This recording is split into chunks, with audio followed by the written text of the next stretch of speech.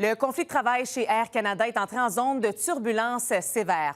Aujourd'hui, les agents de bord ont décidé de maintenir la grève et de défier l'ordre de retour au travail. Une situation qui continue de provoquer, oui, des annulations de vol, mais aussi d'impacter de nombreux voyageurs de la région. Reportage Louis-Charles Poulain.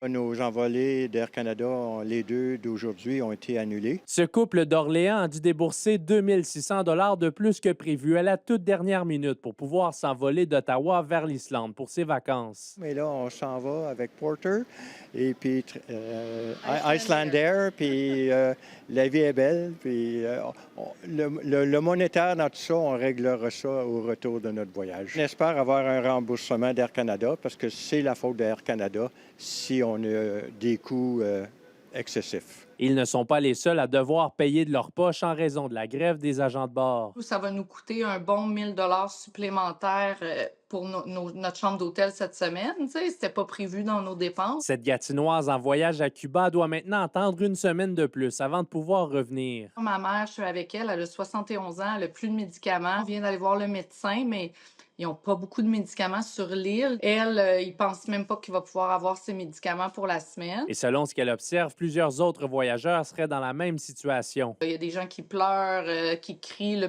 Le petit monsieur qui s'occupe d'Air Canada ici à Cuba, là, je pense même lui a dû pleurer toute la nuit. Là. Par communiqué, Air Canada affirme regretter profondément les répercussions du conflit de travail sur ses clients. Pendant ce temps, à l'extérieur de l'aéroport d'Ottawa, lundi, les agents de bord tenaient une ligne de piquetage pour se faire entendre. On comprend très bien la frustration des gens. Je veux dire, c'est pas facile pour personne. Mais malheureusement, nous, en ce moment, il faut qu'on se batte. On ne peut pas continuer comme ça.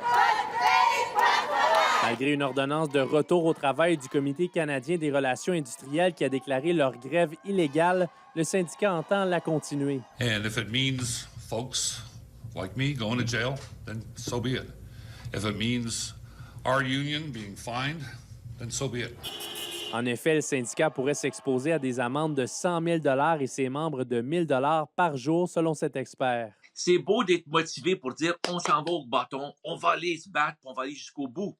Problème, est-ce que tous ces grévistes-là comprennent que s'il y a une amende, ils sont tenus de la payer? Et il ajoute que si Air Canada se tourne vers la Cour fédérale pour homologuer l'ordonnance du CCRI, des accusations d'outrage au tribunal pourraient s'ajouter. Le danger, c'est que quand vous allez traverser l'espace américain, les Américains peuvent dire les employés de votre avion ne peuvent pas venir aux États-Unis parce qu'ils ont été reconnus coupables d'un outrage à la Cour et nous, on ne veut pas ces gens-là dans notre société.